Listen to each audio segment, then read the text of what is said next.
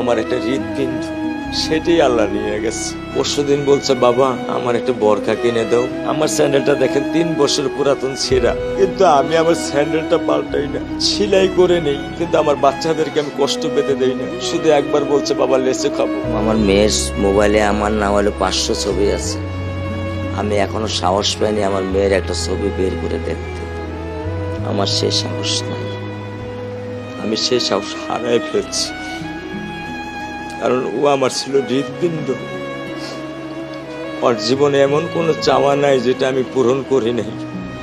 পরশুদিন বলছে, বাবা আমার একটা বরখা কিনে দাও।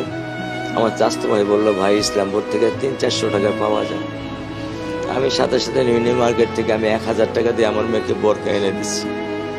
আমি দরিদ্র, ভাঙা বাসায় থাকি, কিন্তু আমার সন্তানদেরকে আমি কখনোই দারিদ্রতার স্বাদ পেতে দেইনি।